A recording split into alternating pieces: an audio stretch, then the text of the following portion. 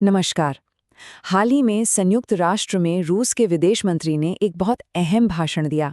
ये भाषण महज एक स्पीच नहीं थी, बल्कि ये दुनिया को लेकर रूस के नज़रिए का एक पूरा खाका था। तो चलिए इस भाषण की परतें खोलते हैं और समझने की कोशिश करते हैं कि रूस की नज़र में दुनिया की असल समस्याएं क्या हैं और उनका हल क्या हो सकता है।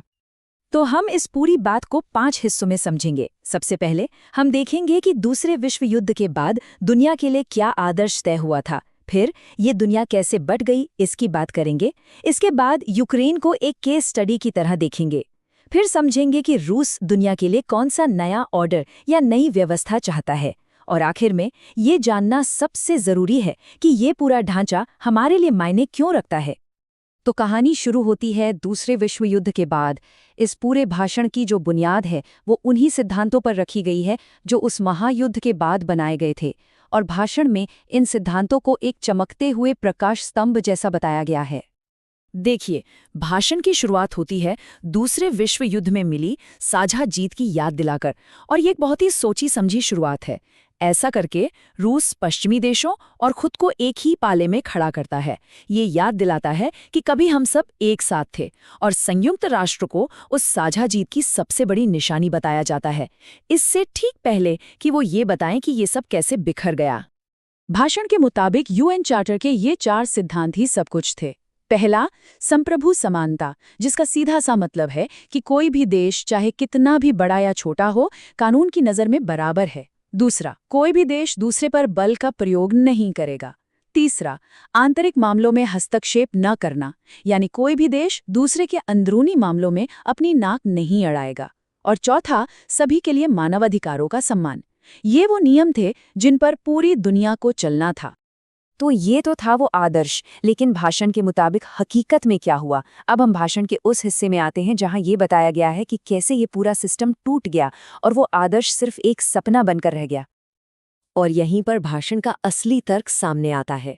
ये कहा जाता है कि इस संप्रभु समानता के आदर्श को हम बनाम वो की दुनिया ने बदल दिया है। यहाँ एक बहुत दिलचस्प शब्द इस्तेमाल होता है, गोल्डन बिलियन। ये शब्द उन अमीर पश्चिमी देशों के लिए इस्तेमाल किया जाता है जिनके बारे में रूस का मानना है कि वो खुद को खिलता हुआ बगीचा और बाकी दुनिया को जंगल समझते हैं और अपने फायदे के लिए इस्तेमाल करते हैं। ये एक बहुत ही पावरफुल नैरेटिव है। अपने बात को वजन देने के लिए भाषण एक के बाद एक कई उदाहरण सामने रखता है। युगोस्लाविया पर नाटो की बमबारी से लेकर इराक पर हमला और लीबिया में ऑपरेशन तक, हर एक घटना को यूएन चार्टर के सिद्धांतों का खुला उल्लंघन बताया गया है। यहाँ कोशिश एक पैटर्न दिखाने की है कि ये कोई एक दो बार की गलती नहीं, बल्कि एक सोची समझी नीति है। और यहाँ एक और बड़ा आरोप लगाया जाता है। भाषण में कलर रेवोल्यूशन और एक तरफा प्रतिबंधों को आज की पश्चिमी कूटनीति का सबसे बड़ा हथियार बताया गया है। कलर रेवोल्यूशन का मतलब उन जन आंदोलनों से है जिनसे सरकारें गिर जाती हैं, और रूस का आरोप है कि पश्चिम ऐसे आंदोलनों को हवा देता है। साथ ही आर्थिक प्रतिबंधों को भी अपने प्रतिस्पर्धियों को वैश्विक मंच पर दबाने का एक जरिया बताया गया है। तो अब तक जो ये एक बड़ा फ्रेमवर्क बनाया गया है, उसे यूक्रेन के मौजूदा संघर्ष पर कैसे लागू किया जाता है, चलिए अब ये देखते हैं। यूक्रेन संघर्ष को समझाने के लिए भाषण ये टाइमलाइन पेश करता है, और यहाँ शब्दों पर गौर करना बहुत जरूरी है। 2014 की घटनाओं को पश्चिम द्वारा आयोजित एक असंवैधानिक तख्ता पलट कहा गया है, और उसके बाद कीव में आई सरकार को नव नाजी शासन। ये भाषा जानबूझकर चुनी गई है ताकि इस पूरे संघर्ष को रूस की तरफ से एक रक्षात्मक लड़ाई के तौर पर दिखाया जा सके जो बाहरी हस्तक्षेप के खिलाफ है। और कीव सरकार पर आरोप सिर्फ राजनीतिक नहीं है, बल्कि सांस्कृतिक भी हैं, और ये बात बहुत अहम है। भाषण में रूसी भाषा को शिक्षा और मीडिया से खत्म करने और ऑर्थोडॉक्स चर्च को दबाने का जिक्र है।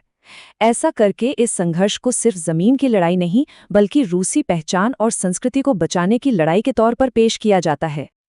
और अब आता है इस भाषण का शायद सबसे दिलचस्प और चौंकाने वाला हिस्सा। रूस अपने एक्शन को सही ठहराने के लिए अमेरिका की स्वतंत्रता की घोषणा यानी डिक्लेरेशन ऑफ इंडिपेंडेंस से एक लाइन उधार लेता है। तर्क ये दिया जाता है कि किसी भी सरकार को शासन करने का अधिकार उसकी जनता की सहमति से मिलता है। सोचिए, रूस पश्चिम के ही एक सबसे बुनियादी सिद्धांत का इस्तेमाल करके ये कह रहा है कि कीव की सरकार ने अपने ही लोगों की सहमति खो दी थी। तो इतनी सारी समस्याओं का जिक्र करने के बाद रूस समाधान क्या देता है? अब हम भाषण के उस हिस्से की ओर बढ़ते हैं जो एक मल्टीपोलर यानी बहुध्रुवीय दुनिया के लिए एक नुस्खा पेश करता है। रूस जिस नई दुनिया की कल्पना करता है उसके ये 3 मुख्य स्तंभ हैं। पहला, यूएन सुरक्षा परिषद का लोकतंत्रीकरण, ताकि उसमें एशिया, अफ्रीका और लैटिन अमेरिका को ज्यादा प्रतिनिधित्व मिले। दूसरा, ब्रिक्स और एससीओ जैसे संगठनों के जरिए ग्लोबल मेजॉरिटी को सशक्त बनाना। और तीसरा, एक नई यूरेशियन सुरक्षा वास्तुकला बनाना जो सिर्फ नाटो सदस्यों के लिए नहीं बल्कि महाद्वीप के सभी देशों के लिए हो। इन सब का एक ही मकसद है, दुनिया को एक ध्रुवीय से बहुध्रुवीय बनाना, जहां शक्ति का कोई एक केंद्र न हो। और ये बदलाव सिर्फ सुरक्षा तक ही सीमित नहीं है, बात पैसे और अर्थव्यवस्था तक भी जाती है। भाषण में आईएमएफ, विश्व बैंक और डब्ल्यूटीओ जैसे बड़े वैश्विक आर्थिक संस्थानों में भी वास्तविक लोकतंत्रीकरण की मांग की गई है, क्योंकि रूसी दृष्टिकोण के मुताबिक ये संस्थाएं भी पश्चिमी हितों के लिए ही काम करती हैं और ज़रूरत है कि ये पूरी दुनिया के लिए काम करें। तो ये सब समझने के बाद सवाल ये उठता है कि ये इतना ज़रूरी क्यों है? हमें रूस के इस आधिकारिक दृष्टिकोण को समझने की ज़रूरत क्यों है? तो इस पूरे भाषण से सबसे बड़ा निष्कर्ष या की टेकअवे क्या है जिसे हमें समझना चाहिए? देखिए, इस भाषण का सबसे बड़ा मकसद एक पलटा नैरेटिव, एक जवाबी कहानी दुनिया के सामने रखना है। ये वैश्विक संघर्षों को रूसी आक्रामकता के तौर पर नहीं बल्कि एक ढहती हुई एक ध्रुवीय दुनिया के खिलाफ एक रक्षात्मक संघर्ष के रूप में पेश करता है। और इस कहानी में रूस खुद को अकेला नहीं बल्कि ग्लोबल मेजॉरिटी के एक प्रतिनिधि के तौर पर खड़ा करता है। इस नजरिए को समझना बहुत जरूरी है, चाहे कोई इससे सहमत हो या असहमत। और यहीं पर यह भाषण हमें एक बहुत बड़े और विचारोत्तेजक सवाल के साथ छोड़ जाता है।